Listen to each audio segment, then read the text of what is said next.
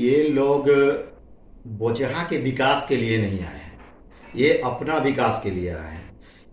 आज की परिस्थिति को देखते हुए हमें ऐसा लग रहा है।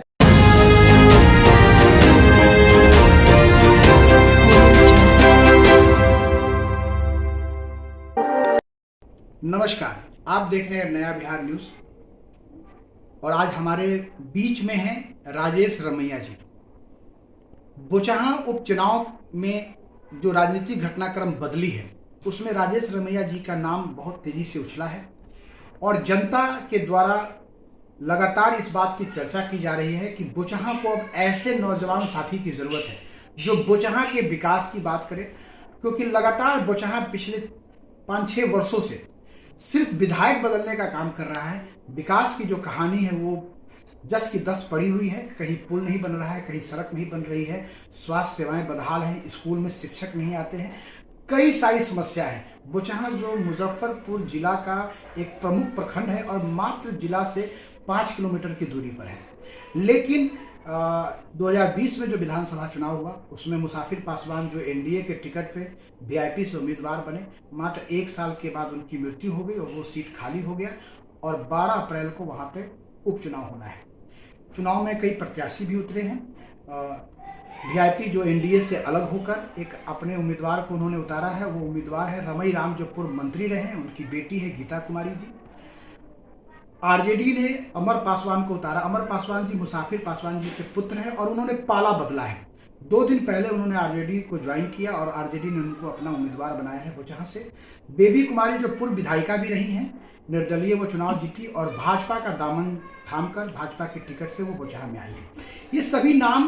ये सब जो नाम आए हैं वो कहीं ना कहीं राजनीति में एक दूसरे को धोखा देकर आए हैं। वीआईपी का उम्मीदवार कोई और था, टिकट किसी और को मिला। भाजपा का उम्मीदवार कोई और था, टिकट किसी और को मिला। आरजेडी का उम्मीदवार कोई और था, टिकट किसी और को मिला। लेकिन एक नाम जो 2020 से लेकर और 2022 तक लगातार चर्चा में बना हुआ है वो है राजेश राम रमैया। 2020 में भी निर्दलीय चुनाव लड़े थे और क्षेत्र की समस्याओं को लेकर लगातार जनता के बीच में बने हुए हैं। आज हम इनसे बात करेंगे क्या मुद्दा है और बोचहा उपचुनाव क्यों खास बनता जा रहा है, क्या समस्याएं हैं, जनता को कितना नेताओं का साथ मिल रहा है, कितना धोखा मिल रहा है, कितना अपनापन मिल रहा है, इन तमाम बातों पर इनसे हम बात करेंगे। सबसे पहले राजेश राम रमैया जी, आपका नया बिहार न्यूज में स्वागत है। आपका बहुत बहुत धन्यवाद। राजेश जी, चुनावी जो रणनीति है, चुनावी जो घमासान है वो तेज हो गया है 2 दिनों में बोचहा। आरजेडी ने अमर पासवान जी को उतारा है जो पहले वीआईपी के उम्मीदवार थे। उनके पिताजी वीआईपी से टिकट लेकर चुनाव जीते थे, मौत हो गई, सीट खाली हो गया, वो आ गए। वीआईपी से लगातार कैंपेनिंग कर रहे थे। जब वीआईपी और भाजपा में जब लड़ाई बढ़ी तो उन्होंने पाला बदला। क्या कहना है इसके बारे में?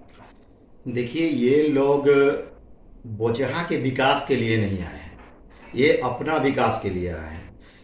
आज की परिस्थिति को देखते हुए हमें ऐसा लग रहा है कि ये लोग जनता के लिए और बोचहा के भविष्य के लिए नहीं अग्रेसिव है, ये लोग अपने भविष्य के लिए चिंता में है।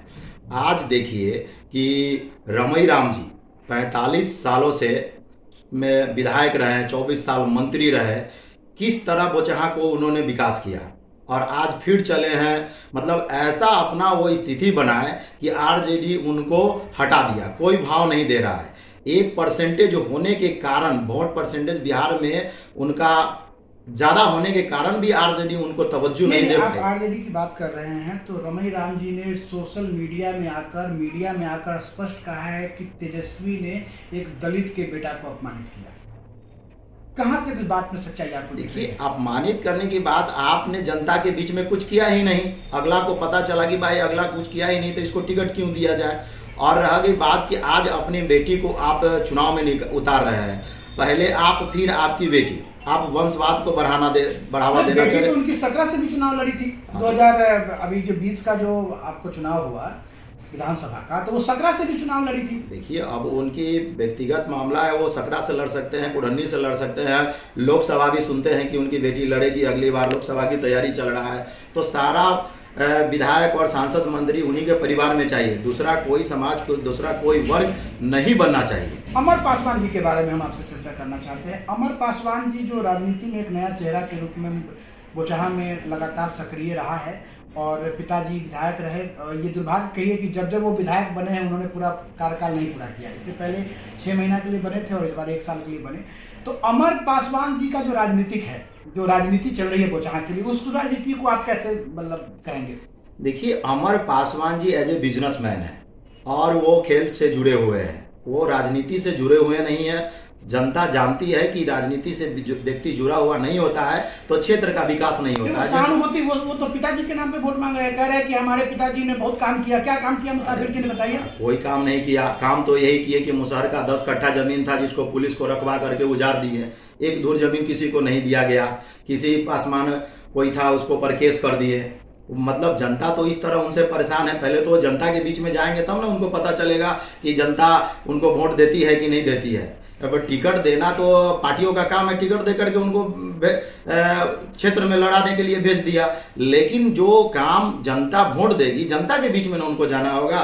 जनता इस बार न वीआईपी के कैंडिडेट रमई राम को चाहेगी, न अमर पासवान जी को चाह रही है और न ही बेबी कुमारी जी को चाह रही है। बेबी कुमारी जी की आपने चर्चा की है। बेबी कुमारी जी जो निर्दलीय चुनाव लड़ी 2015 में और वो जीती भी, लेकिन उनके बारे में लगातार एक क्षेत्र में चर्चा बनी हुई है कि उन्होंने अपना सारा जो विधायक फंड का जो योजना था वो दलालों को बेच दिया। हस्बैंड उनकी जो है तो योजनाओं की दलाली कर रहे थे। क्या इसकी कितनी सच्चाई है? ये सच्चाई खबर है। जनता ये सारी बात को जानती है और सबको खबर है कि ऐसा ही चल रहा है। वो संडे को संडे ही वर्क क्यों करती है? इनका मतलब है कि वो उनका पति छुट्टी में रहते हैं तो वो सारी काम विधायकी का करते हैं। जब पति से ही काम करवाना है तो विधायक क्यों बने? इस तब की मामला है। और रही बात जो हम बोचहा विधानसभा के लिए हम अपना संकल्प पत्र जारी कर रहे हैं, अपना एजेंडा जारी कर रहे हैं। हम 500 के पेपर पर, आप मीडिया माध्यम से कहना चाह रहे हैं कि हम 500 के स्टाम्प पेपर पर लिख कर देने जा रहे हैं बोचहा के जनता को। बोचहा के जनता को जो बात लिख करके देने जा रहे हैं, चाहे वो रमई राम जी हो, चाहे वो मुसाफिर पासवान जी के लड़का अमर पासवान जी हो, चाहे बेबी कुमारी जी हो, मैं इनको आपके माध्यम से ललकारना चाहता हूँ कि उनको अगर हमारा बात का सामना करना है, हमारे एजेंडे पर खरा उतरना है, तो बोचहा बाजार हो या मुसहरी बाजार हो, कहीं पर आकर के हमें डिबेट करके हमारे सवालों का जवाब दे और जनता का सवाल का जवाब दे कि जो मैं संकल्प ले रहा हूँ 500 स्टाम्प पेपर पर वो चीज़ वो करेंगे कि नहीं करेंगे। अगर 500 के स्टाम्प पेपर पर मैं जो बातें लिख करके दे रहा हूं मैं नहीं करूंगा तो मुझ पे 420 का केस हो सकता है। अगर वैसा वो करते हैं तो हमारी बात का जवाब आकर के बोचहा बाजार चाहे मैं जगह सेलेक्ट करूंगा। प्रश्न है रमैया जी की आपकी बात वो क्यों मानेंगे? क्यों मानेंगे? आप अपना एजेंडा तय कर रहे हैं, वो अपनी राजनीति कर रहे हैं, वो दल से है, पार्टी से है, सिंबल के साथ, आप निर्दलीय हैं, तो आपकी बात वो क्यों मानेंगे?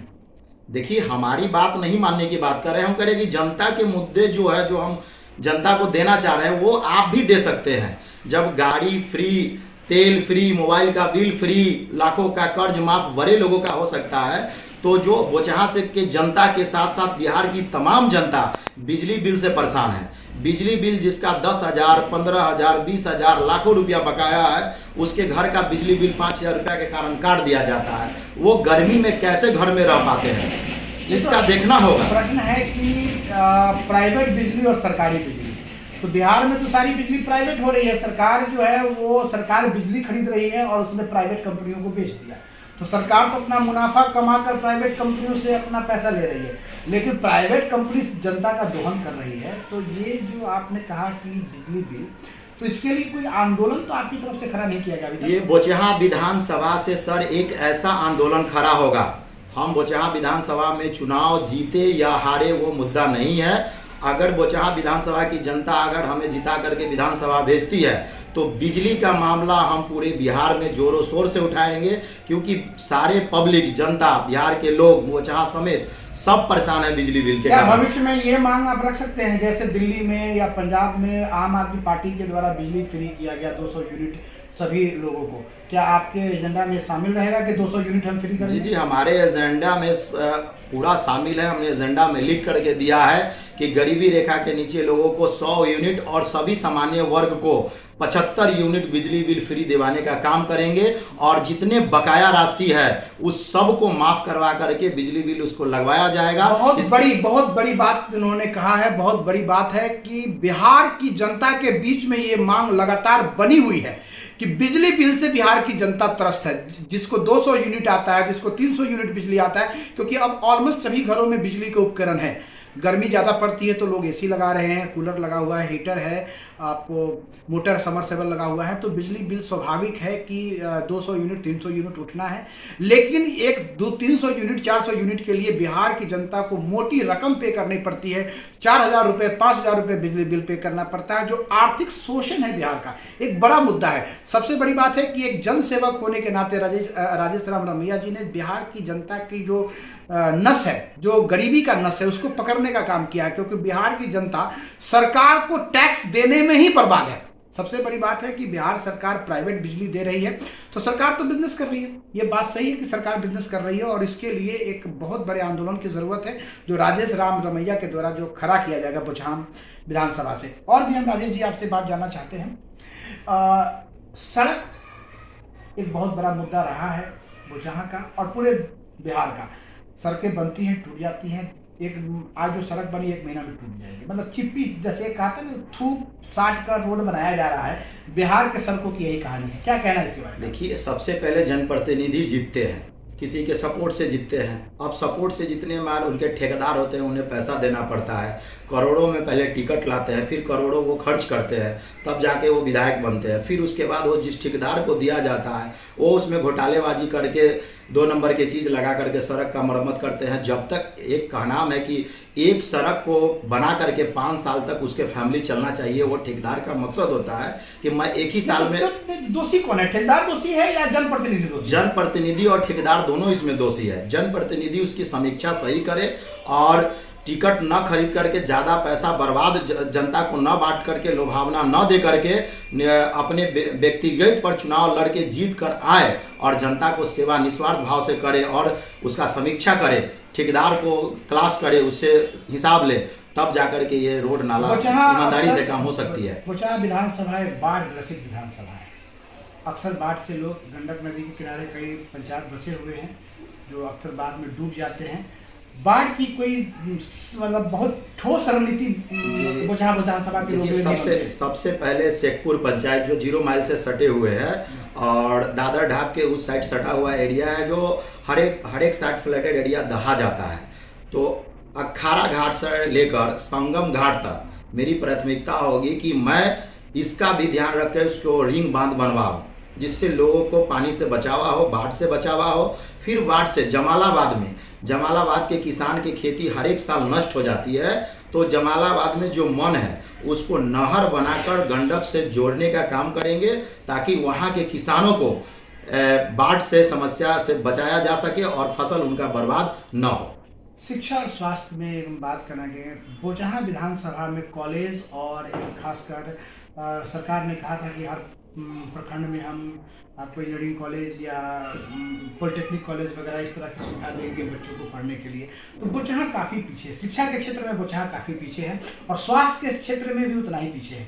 बोचहां के लोगों को मेडिकल आना पड़ता है, जो मेडिकल भी जो मुजफ्फरपुर मेडिकल है वो भी बोचहां विधानसभा क्षेत्र के अंदर है, लेकिन मेडिकल की जो बदहाली है वो अब शब्दों में बयान नहीं की जा सकती। हजार बार न्यूज़ बना है, सभी मीडिया कर्मियों ने उसका न्यूज़ बनाया, अखबारों में लगातार, लेकिन मेडिकल के जो स्टाफ है हम नहीं सुधरेंगे इसके आधार पे काम करते हैं और कहीं कोई वो नहीं है। आपकी क्या प्राथमिकता रहेगी मेडिकल के लिए? देखिए, मेडिकल जो SKCM है, जिसमें जिस तरह मरीजों के साथ दुर्व्यवहार किया जाता है वो किसी से छुपा हुआ नहीं है, जिससे मरीजों को वहाँ तकलीफें होती है। तो हमारा प्राथमिकता है कि वहाँ मेडिकल में एक कमेटी गठित कर करके जनता के परेशानी को दूर किया जाएगा स्वास्थ्य सेवा के लेकर के।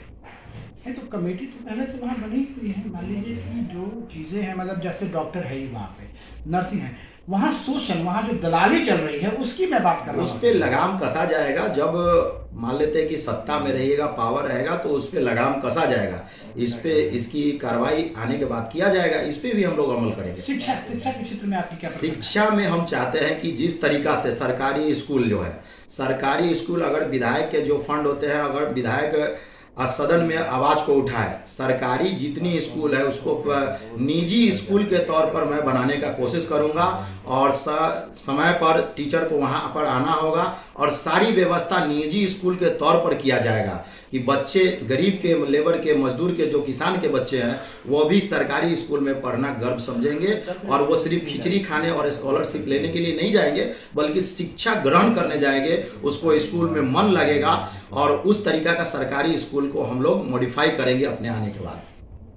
ये तो जनरल बातें होगी राजेश रमैया जी, हर उम्मीदवार इन चीजों पर बात कर रहा है। विशेष बात है कि राजेश राम रमैया बोचहां विधानसभा के लिए सबसे पहला काम चुनाव जीतने के बाद आपके लिए सबसे पहली प्राथमिकता क्या होगी, जिसको आप सबसे पहले काम करना चाहते हैं? जी, सबसे पहले मैं बोचहां के जनता के लिए करूंगा कि बिजली का लड़ाई लड़ूंगा। बिजली से बोचहां की जनता परेशान है। ये बिजली तो लड़ाई एक बड़ी लड़ाई है। हाँ। मतलब जो जब इमीडिएट जो बोचहां की जनता को लाभ मिले वो में इमीडिएट ही मिलेगा। सदन में हम इस आवाज को उठाएंगे और इमीडिएट सबसे पहले बिजली की बात को उठाएंगे। और एक बोचहां विधानसभा के साथ साथ बिहार की यह समस्या है, और बोचहां विधानसभा ही शुरुआत करेगा और इतिहास रचेगा कि बिजली की समस्या बोचहां से उठा और बिहार के लोगों को मिला। एक समस्या है बोचहां की, वो है आथर घाट पुल है। आथर घाट पुल की हम बात आप जो कर रहे हैं वो है, उसमें भी बनने में अगर हम आते ही लगाते हैं फिर भी 3 साल लगेगा। 3 साल वो लगेगा। आथर घाट पुल छिंदवाड़ा में एक पुल चालू करने की बात है। छिंदवाड़ा जो शहरी क्षेत्र और आपको बोचहां विधानसभा का नाजिरपुर और शेखपुर को जोड़ता है, उस पुल के विषय में आपकी क्या सोच है? वो पुल बनकर निर्माण है। अप्रोच पथ जो बचा हुआ है, आते ही सबसे पहले अप्रोच पथ को निर्माण करके जल्द से जल्द जनता के सुविधा के लिए आवागमन हम लोग स्टार्ट करवाएंगे। शिक्षा क्षेत्र की तो बात हो गई। स्वास्थ्य में यहाँ जितने भी हेल्थ एंड वेलनेस सेंटर है, सबसे ज़्यादा बोचहां विधानसभा में आपको हेल्थ एंड वेलनेस सेंटर बने हुए, लेकिन वहाँ डॉक्टर नहीं बैठते हैं। डॉक्टरों की स्थिति, वहाँ डॉक्टर वहाँ हाजिरी बनाते हैं या सीधा पीएससी में बैठते हैं या निजी क्लिनिक चला रहे हैं, क्या कहना है? जी, अभी जनप्रतिनिधि जो इतना दिन से है वो लोग कुछ नहीं कर पा रहे हैं, क्योंकि ये लोग सरकारी को कहते हैं ना कि 12 बजे लेट नहीं है, 3 बजे भेंट नहीं। और सरकारी स्टाफ का क्या दुर्दशा है ये सब आप लोग देखिए रहे हैं। लेकिन इन पर हमारे आने के बाद इन पर कार्रवाई किया जाएगा और इनको सही समय पर ला करके वहाँ स्थिति को ठीक किया जाएगा। कई पंचायत जो हैं बोचहां विधानसभा के स्मार्ट सिटी में शामिल हुए हैं। स्मार्ट सिटी में जो नगर निगम क्षेत्र का जो ये विस्तार हुआ है उसमें बोचहां का खबरा, शेखपुर इत्यादि जो पंचायत थे वो शामिल हुए हैं। तो कितना फर्क पड़ेगा इससे आपको?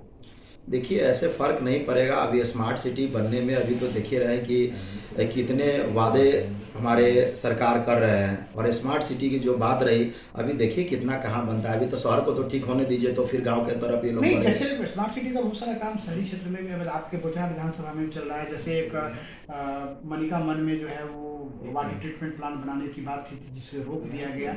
और इसको लेकर पूर्व मंत्री सुरेश शर्मा जी में और वर्तमान मंत्री रामसूरत राय में डायरेक्ट भिड़ंत हो गई। और सुरेश शर्मा जी ने जो है वो रामसूरत राय जी को कमीशन खोर, दलाल इत्यादि शब्दों का भी प्रयोग किया गया। आपको क्या कहना है इसके बारे में? देखिए, अब भी जो ये स्मार्ट सिटी के तहत बन रहा है उसमें किसी को रोकना नहीं चाहिए, हस्तक्षेप नहीं करना चाहिए, क्योंकि जनप्रतिनिधि और विधायक मंत्री के कारण ही आज हमारा बोचहां विधानसभा विकास में और मुजफ्फरपुर शहर विकास में पीछे रह गया है। मंत्री जी जैसे सुरेश शर्मा जैसे उद्योगपति, बिजनेसमैन लोग अगर मंत्री बनेंगे, पैसे वाले बनेंगे, तो बोचहां और मुजफ्फरपुर शहर का विकास कभी भी नहीं होगा और चंगा ये लोग लगाते रहेंगे। एक आपके बोचहां विधानसभा में एक सनाठी पुल है, भथौरी थाना के अंदर आता है, वो पुल भी बनकर तैयार है लेकिन चालू नहीं हुआ। उसके बगल में एक लोहे का पुल है, वो जीर्ण स्थिति में है, कभी भी टूट के गिर सकता है। उसके बारे में आप क्या कहते हैं? सर, ये सब जो है अप्रोच पथ के निर्माण के लिए हम आते हैं। अगर जनता आशीर्वाद देके हमें यहाँ आशीर्वाद देके जिताती है, हम सारी विषय पर काम करेंगे और जनता को बताएंगे। और जितने जनप्रतिनिधि है, विधायक है, सांसद है, उन सबको बताएंगे कि काम कैसे होता है। मैं इंडिपेंडेंट हूँगा, मुझे सदन में बोलने की आज़ादी होगी। ये लोग पार्टी के उम्मीदवार होते हैं, इन्हें पार्टी से पूछ करके सदन में बोलना होता है। मुझे पर किसी पार्टी से पूछ करके सदन में बोलने की अनुमति नहीं होगी। मैं बेवाक सदन में स्पीकर के सामने बोलूंगा कि मेरे बोचहा विधानसभा की क्या क्या परेशानी है। और जब तक आप सदन में नहीं बोलिएगा, तब तक सरकार के समक्ष नहीं बोलिएगा, तो रोड पर चिल्लाने से कुछ नहीं होता है। और मैं इंडिपेंडेंट इस बार जा रहा हूँ, भारतीय जन परिवार पार्टी का समर्थित उम्मीदवार हूँ। और इस बार जनता जो बदलाव जो दिख रही है, वो नए उम्मीदवार की तरफ आस लगाए बैठी हुई है। जो नया उम्मीदवार आएगा उसको वो लोग वोट करेंगे। और हमारी पिछले जितने भी उम्मीदवार खड़े हैं, उन उम्मीदवारों और राजेश रमैया में क्या अंतर है? जी, हमारी सभी छवि स्वच्छ है, हमें लोग जानते हैं। मैं दादर मुजफ्फरपुर का रहने वाला हूँ और बहुत बखूबी लोग जानते हैं कि ये जो राजेश रमैया है वो बहुत कॉमन मैन है, आम आदमी। जैसे हमारा कोई स्टैंडर्डली कोई वीआईपी नहीं है। हम कहीं भी किसी के साथ बैठ करके, जनता के साथ बैठ करके उनके दुख तकलीफ़ों को सुनते हैं और उनके बीच में रहते हैं। हमारा ना कोई बॉडीगार्ड है, ना हमारा कोई वीआईपी है, ना हम मंत्री के बेटे हैं। हम जनता के जोड़े रहने वाले जनता का सेवक है। और जनता इन तीनों को देख चुकी है कि 45 सालों में रमई रामा जी ने क्या किया, तो अभी उनकी बेटी क्या करेगी। 5 साल में विधायक बेबी कुमारी जी ने क्या किया कि 1 साल के लिए बीजेपी ने उनका पत्ता काट दिया। आप मुकेश सहनी जी के पार्टी से जुड़े रहे हैं? जी, मुकेश सहनी जी के पार्टी से जुड़े रहे हैं, वो तो बात है कि उनसे हम जुड़े रहे। आज उनका स्थिति ऐसा देखिए हो चुका है, गलत डिसीजन के कारण उनको आज ये नुकसान हो रहा है कि उनके विधायक छोड़ के चले जा रहे हैं। उनका विधायक कैंडिडेट आरजेडी में चला जा रहा है। तो उनके साथ जो हुआ, उनकी गलत डिसीजन के कारण हो रहा है। 1 मैन आर्मी वो बनना चाहते हैं और डिक्टेटरशिप उनके पार्टी में है, जिसके कारण उनकी पार्टी पिछड़ती जाती है।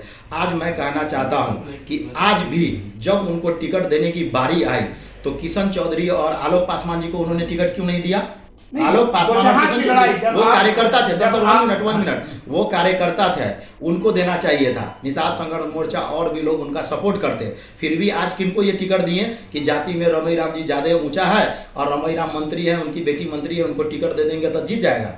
आप देख लीजिएगा तो मुकेश सहनी जी जिता लेते हैं। एक बात है, 2019 में और 20 में जब आप ये वीआईपी में थे, तो आपने बोचहां सीट के लिए वीआईपी को ही मिले, इसके लिए एक आपको जन समर्थन चलाया था। ये जनता जान रही है। और वो टिकट मुसाफिर पासवान जी को भेज दिया गया। ये बात है कि हमने मुकेश जी से वादा किया था कि हम चुनाव नहीं लड़ेंगे, लेकिन हमने पार्टी के लिए बहुत काम किया। पार्टी का इतना काम किया कि जनता देखी कि राजेश रमैया वीआईपी पार्टी का 2-2 सभा किया, ऑफिस खोला, सब चीज किए।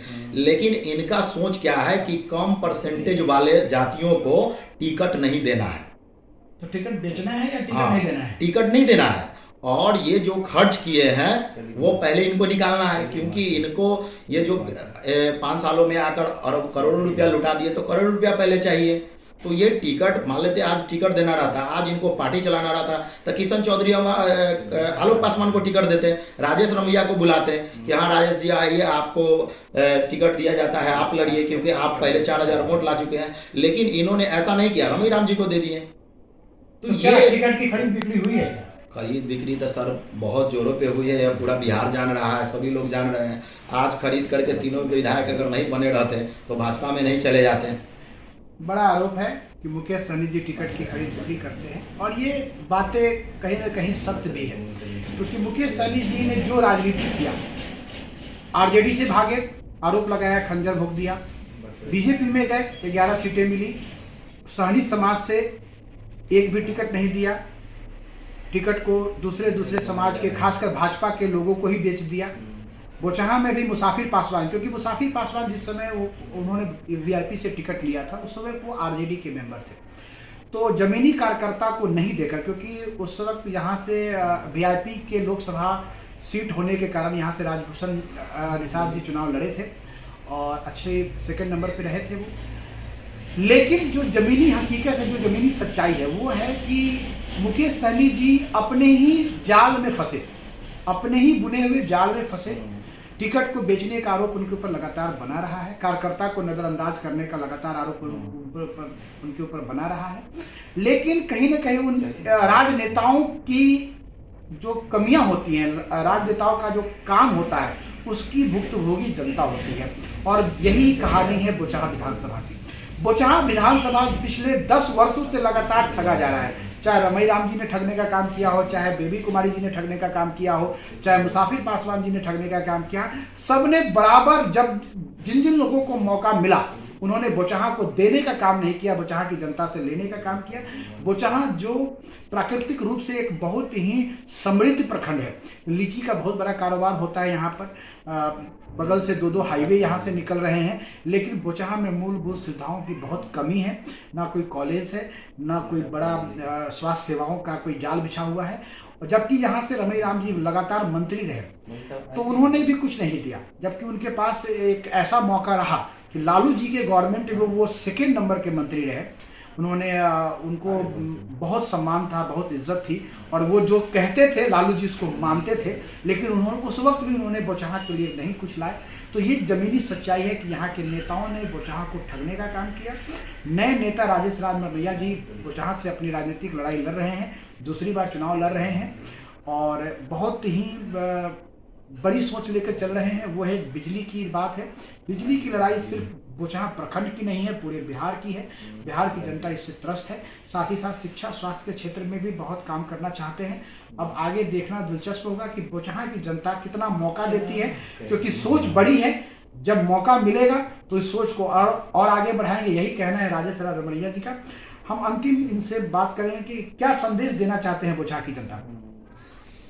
हम बोचहां को जनता का यही संदेश देना चाहते हैं कि जाति भेदभाव ऊंच नीच से ऊपर उठकर परिवारवाद, वंशवाद, पूंजीवाद और अवसरवाद से ऊपर उठकर बोचहां की जनता वोट करे, क्योंकि बोचहां का विकास तभी हो सकता है जब एक प्रतिनिधि, जो स्वतंत्र प्रतिनिधि सदन में जाएगा, और जब तक ऐसे प्रतिनिधि जो लोग जाते रहेंगे बोचहां का विकास कभी नहीं होगा।